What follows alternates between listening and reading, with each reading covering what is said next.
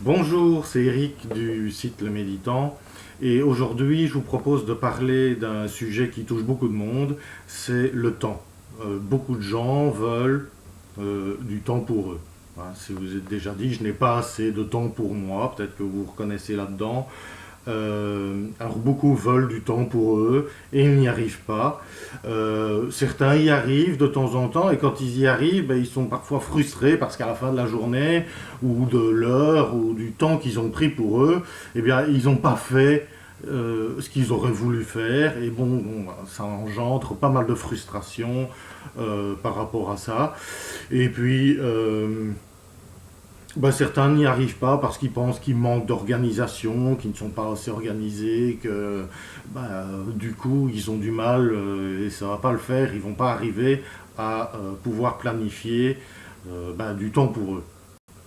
Alors, vous vous reconnaissez peut-être dans ces cas-là, et ben, en fait on va voir ici tout de suite le pourquoi. Pourquoi vous n'arrivez pas à avoir du temps pour vous, ou quand vous y arrivez, ben, vous êtes quand même insatisfait. Il faut savoir déjà une chose, c'est que le temps, c'est le temps psychologique en tout cas, pas le temps qui passe, le temps horlogique, hein, ça, les minutes, le temps qui passe, il y a 24 heures dans une journée, on ne peut pas le changer. Mais le temps psychologique, c'est avant tout une illusion et une émotion. Euh, et derrière cette recherche d'avoir ben, du temps pour soi, euh, c'est pas du temps que vous voulez, c'est pouvoir vivre une expérience, faire une activité que vous aimeriez faire. C'est pas vraiment le temps que vous recherchez, c'est l'activité qu'il y a derrière. Et c'est ça qui est primordial, c'est de, premièrement, pouvoir définir ce que vous voulez. Parce que je veux du temps pour moi, ça ne veut rien dire. C'est trop vague. Qui a envie d'avoir du temps pour lui? Déjà, le temps, je ne peux pas le saisir. Enfin, qui veut du temps pour soi? Ça ne veut rien dire. Ou du temps libre. Ouais, ben, libre, oui, ok. Vous pouvez au demain décider de ne pas aller travailler, de prévenir personne, etc. Vous aurez du temps libre, hein, ça va être immédiat. Donc le gros problème, c'est pas au niveau du temps proprement dit qu'il est à la base, c'est au niveau de qu'est-ce que vous voulez, hein, qu'est-ce que vous voulez faire de ce temps libre. Et ça, c'est primordial. Définir ce que, d'abord, ce que vous avez envie de faire. Vous avez peut-être envie, je sais pas moi, d'une séance de sauna toutes les semaines. Vous avez envie, je sais pas moi, d'aller marcher, d'aller courir, de faire du sport 2 heures par semaine, par exemple, ou partir en mini-trip tous les mois pendant un week-end. Vous avez peut-être des projets plus gros, vous avez envie de réaliser quelque chose, vous avez un projet euh, qui vous tient à cœur. Et donc, bon, pour tout ça, effectivement, il faut du temps. Mais vous ne savez pas du tout le temps dont vous avez besoin, simplement parce que vous ne savez pas ce que vous voulez. Donc la première des choses, c'est définir qu'est-ce que vous voulez faire du temps que vous allez, on va le voir après, que vous allez aller trouver d'une certaine manière. Parce que ça, c'est primordial de savoir ce que vous voulez pour être motivé. Parce que, bah, comme je l'ai dit, avoir du temps pour soi, c'est pas forcément ce qu'il y a de plus motivant au monde. Ça ne veut rien dire. On sent qu'à l'intérieur qu'on a besoin de quelque chose pour soi, mais ça ne veut rien dire. Ok? Donc, définir ce que vous voulez va engendrer plus de motivation à vouloir le faire. Si vous dites, bon ben voilà, moi, ce qui me ferait vraiment du bien, c'est ma séance de sauna toutes les semaines, ou je veux être meilleur à la course à pied, ou je veux atteindre un certain niveau dans un sport, ou je veux passer plus de temps faire des activités avec mes enfants, pouvoir sortir, aller dans des parcs d'attractions avec eux, ou bricoler, ou Dieu sait quoi. Ben, là, ça va vous motiver. Parce que on parle de choses concrètes. Donc ça, c'est la première chose. Euh, Une donc des deuxième chose qui fait que vous n'arrivez pas à prendre le temps qu'il vous faut, c'est que justement, ben, vous ne savez pas ce que vous voulez faire, et donc si vous ne savez pas ce que vous voulez faire de ce temps, eh ben, c'est encore plus difficile de savoir combien de temps il faut. Hein, je vais dire, entre une séance de sauna où il vous faut déjà le temps pour vous y rendre et revenir, et puis passer une heure dans un sauna ou un jacuzzi, je sais pas, ou faire des activités avec vos enfants, bah, c'est quoi, quelles activités? Si c'est aller dans un parc d'attractions, c'est peut-être on parle là peut-être d'une demi-journée, de quelques heures en tout cas. Si vous voulez vous former à quelque chose, ça peut être des séances de 30 minutes par exemple, ou du temps pour lire, ben, ça peut être, là on parle peut-être de 30 minutes, 1 heure, 2 heures, je sais pas, mais là ça devient plus précis. Dès lors que vous avez défini ce que vous voulez, ben, le temps, ça va être un peu plus facile de le calculer. Alors évidemment, ben, vu que vous ne savez pas ce que vous voulez faire, vous planifiez, vous dites que vous avez besoin de temps pour vous, alors vous planifiez de temps en temps. Vous dites, voilà, je vais prendre du temps pour moi, et puis, ben, soit c'est pas assez, soit, soit vous avez mal planifié, et bon, ben, vous ne faites pas ce que vous voulez sur la journée, vous avez peut-être même pris beaucoup de temps pour vous, une journée, 2 journées, et puis mais vous n'avez rien vraiment prévu par rapport à ça, et ben vous vous retrouvez un peu dans l'insatisfaction à la fin de la journée, parce que ben, vous avez l'impression d'avoir perdu votre temps, d'avoir passé à côté de quelque chose.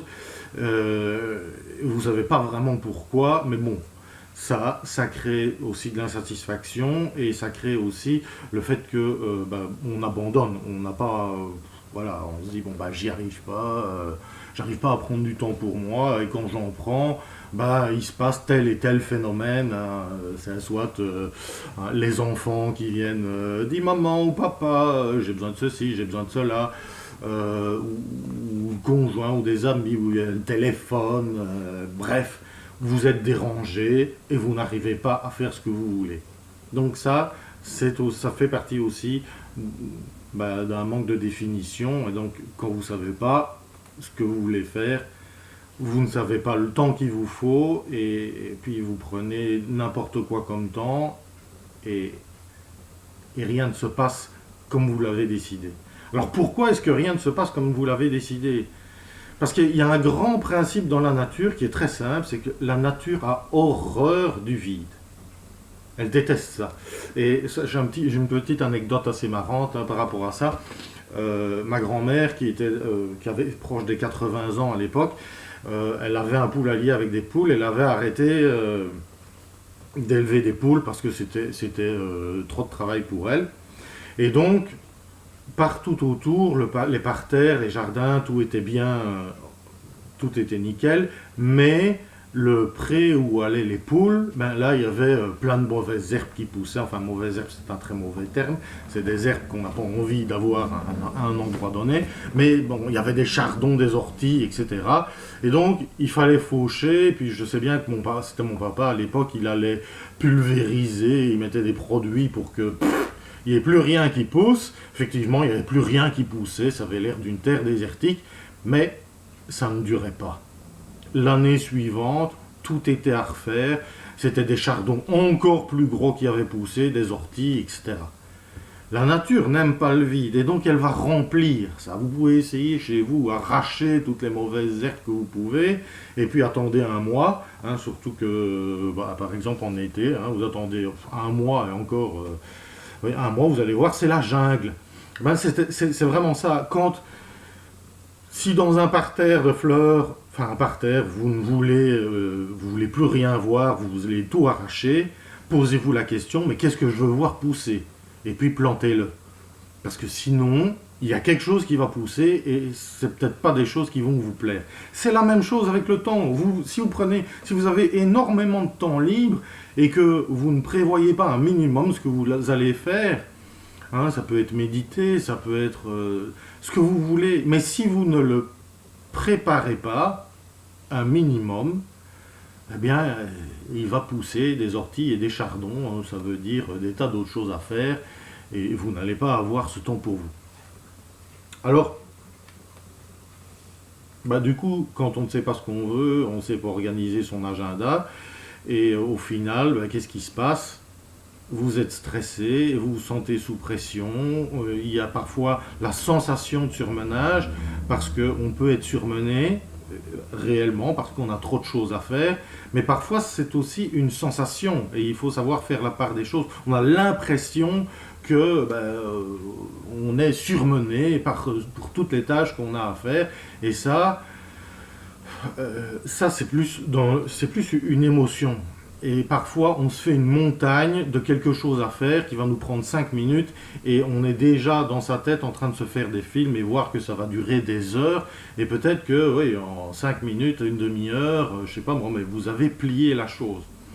Donc, ça vient aussi du fait que on ne sait pas ce qu'on veut faire de son temps et on n'a pas planifié les choses correctement. Et puis alors la pire, c'est la sensation de passer à côté de sa vie, à côté du... Parce que le temps, une fois qu'il est passé, une journée, quand elle est finie. C'est fini, ça ne reviendra plus jamais. Et donc ça peut être vraiment frustrant, surtout si c'est récurrent chez vous, vous pouvez avoir la sensation de passer à côté de votre existence et de vous dire, mais voilà, voilà, je fais plein de trucs et au final, ça mène à quoi? À rien. Donc, euh, voilà, ça c'est le pourquoi vous n'arrivez pas à planifier votre temps. Alors maintenant, la vraie question c'est, mais comment on fait? Comment on fait? Donc le temps, c'est d'abord une émotion. Et le temps psychologique, c'est une émotion. Et ça décrit d'abord votre niveau d'insatisfaction. Si vous êtes justement frustré de ne pas avoir du temps, la réalité, c'est pas à cause du temps. Vous n'êtes pas frustré par manque de temps. Vous êtes dans l'insatisfaction par rapport aux activités et aux choses que vous voudriez vivre que vous ne pouvez pas faire. C'est ça la vérité. Et donc, comme je vous l'ai dit, comment faire? C'est savoir ce qu'on veut et le décrire. Donc il faut que vous preniez le temps de d'énoncer ce que vous voulez, de l'écrire et de le décrire de manière précisément. Passer plus de temps avec les enfants, ça ne veut rien dire, par exemple. C'est aller à la piscine une fois par semaine, pendant 1 heure avec les enfants. Voilà, ça devient précis, ou tous les mois, ou... bref, mais ça, c'est précis. Ça peut être, voilà, pouvoir faire un restaurant avec votre conjoint une fois par mois. Ça, c'est clair et précis. Ou un cinéma, ou ce que vous voulez. C'est pouvoir vous auto-former, par exemple, avec des vidéos ou une formation que vous avez commandée. Ben voilà, pouvoir toutes les semaines ou tous les jours, pouvoir prendre 30 minutes pour me former ou pour méditer. Vous avez envie de méditer, de vous apaiser, etc. Avoir 30 minutes pour méditer chaque jour. Tout ça, c'est clair.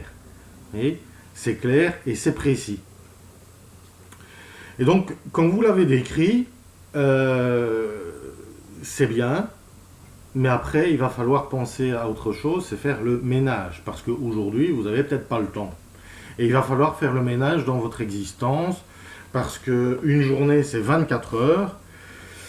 Et dans ces 24 heures, il y a des tâches qui sont incontournables, d'autres totalement futiles, certaines obligatoires, mais qu'on pourrait compresser ou qu'on peut déléguer ou changer.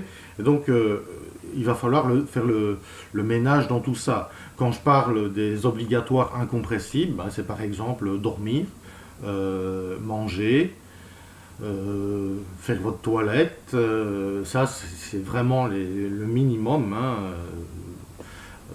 Vous avez besoin de dormir un certain nombre d'heures chaque jour, vous avez besoin de manger et prendre le temps pour manger, donc ça c'est... Et on ne peut pas le faire pour vous. Vous ne pouvez pas déléguer ce genre de choses. Puis vous avez donc ces tâches qui sont obligatoires, mais que vous pourriez changer simplement en les simplifiant, voir comment vous pourriez les faire plus rapidement ou simplement les déléguer à quelqu'un. Quelqu'un d'autre peut faire ces tâches ou une partie de ces tâches à votre place. Pourquoi pas? Alors ça peut être quelqu'un de votre entourage, ça peut être faire appel à un service, je sais pas moi, d'aide ménagère pour nettoyer la maison, ou du repassage, etc. Ou vous voulez vous délester de ça. Ben voilà, ce sont toutes des choses que vous pouvez faire et sur lesquelles vous pouvez réfléchir. Vous pouvez échanger aussi du temps. Il y a des choses que vous aimez faire et peut-être que votre voisin déteste faire ça et vous dites bah ok, ben, je te fais cette activité-là. Par exemple, t'aimes pas repasser, je te fais ton repassage et toi en échange. Je sais pas moi, tu nettoies ma maison, ou un truc ainsi. Ça peut être des choses de cet ordre-là que vous pouvez faire. Donc, ça c'est le ménage pour. Enfin, c'est le cas de le dire. Dans tout ce qui est obligatoire, mais que vous pouvez compresser, ou changer, modifier, déléguer. Et puis, il y a les tâches futiles. Alors là, les tâches futiles, vous pouvez les supprimer purement et simplement. Ben, par exemple, si vous regardez la black box, hein, la télévision, hein, tous les jours, à regarder peut-être des séries à la con ou des émissions débiles, ben, vous pouvez réduire, par exemple. Si vous regardez tous les jours, bon, ben, vous pouvez franchement supprimer certains jours. Hein, vous regardez un jour sur deux. Si vous regardez déjà ne plus qu'une heure ou deux la télévision par jour, voilà, si vous ne la regardez plus que 2 fois sur la semaine, ça vous fait 5 heures de gagner, par exemple. Euh, bon, il y a plein d'autres tâches, comme ça vous regardez le journal télévisé. Alors, le journal télévisé, bon, pour ce que j'en pense, mais vous n'êtes pas obligé de le regarder tous les jours. On repasse souvent les mêmes informations, et généralement, ces informations-là, quand vous les avez quand elles vous sont servies, ben, les collègues au boulot, ou les amis, la famille vous en parlent à un moment donné. Donc les trucs hyper importants, on vous en parle, vous serez informé. Euh, et puis il y a énormément d'infos qui sont redondantes, qui reviennent. Moi je connais des gens, ils regardent le journal de 13 heures, le journal de 20 heures, et puis parfois encore des éditions du soir, je sais pas. Bon, si vous supprimez déjà ça et que vous regardez peut-être 2, 3 fois le journal télévisé sur la semaine, ben, vous ne serez pas désinformé et coupé du monde. Et vous aurez gagné aussi là pas mal de temps, parce que je crois que le journal c'est une demi-heure, une heure, je ne sais pas, je regarde pardon, tellement peu. Puis vous pouvez remplacer ça par regarder le journal du journal papier, aller vous informer sur des journaux, des sites de news sur internet, etc. Bref, vous avez compris ce qu'il est nécessaire de faire par rapport à ça. Alors, voilà, la vidéo déjà a duré, on est à presque 20 minutes ici de vidéo. Et donc, comme votre temps est précieux, j'ai pas envie de vous le faire perdre.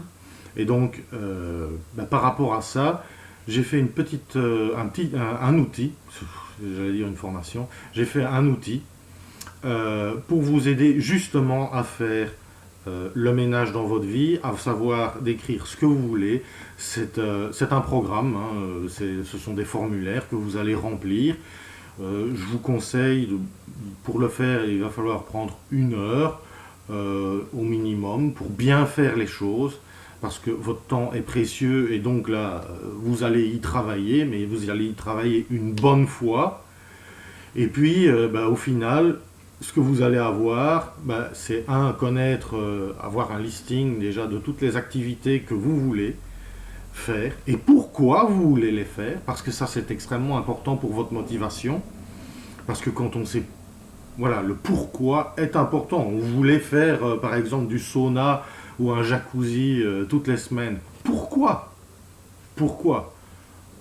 C'est peut-être parce que ça vous fait vraiment du bien, c'est pour vous sentir mieux, c'est pour améliorer la qualité de votre santé, vous voulez faire de la marche, pouvoir marcher une demi-heure tous les jours. Ben, pourquoi? Ben, parce que pour votre santé, par exemple, hein, vous avez envie d'être plus en forme, passer plus de temps avec les enfants, aller à la piscine dans un parc d'attractions. Ben, voilà pourquoi? Ben, pour profiter au maximum du temps que vous passez avec vos enfants. Parce que passer du temps avec ses enfants, vous savez, s'ils sont dans la cuisine et que vous êtes en train d'éplucher les patates, c'est aussi passer du temps avec vos enfants. Mais c'est peut-être pas la manière dont vous voudriez passer. Donc voilà, c'est bien d'écrire ce genre de choses. Et déjà là, vous allez pouvoir faire le bilan grâce au système de combien d'heures tout ça représente et chaque activité, pourquoi vous voulez le faire et ce qui est visiblement le plus important pour vous. Ça, c'est une chose. La deuxième chose, on va passer en revue votre planning habituel, hein, les activités que vous faites. Il y a les activités obligatoires, savoir si vous pouvez les simplifier, les supprimer, les déléguer, enfin, et voir justement concrètement quel temps vous allez pouvoir gagner euh, par rapport à ça et quelles sont les actions que vous allez devoir mettre en œuvre pour pouvoir dégager ce temps qui vous manque et que vous allez pouvoir mettre au service des activités que vous voulez vraiment faire. Voilà. Donc ça, c'est tout de suite derrière, vous cliquez en bas, je pense, sur pour accéder à cet outil. Vous allez être guidé pas à pas. Il y a une vidéo qui va vous guider pas à pas, expliquer comment ça marche.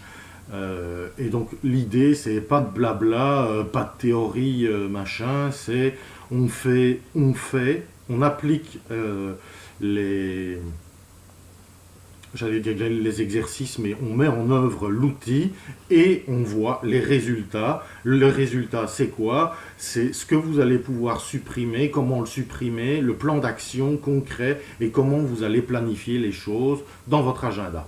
Voilà, on se retrouve tout de suite après. C'est en dessous, voilà, il y a encore des conditions pour cet outil d'aide à la gestion du temps. Donc on se retrouve tout de suite après.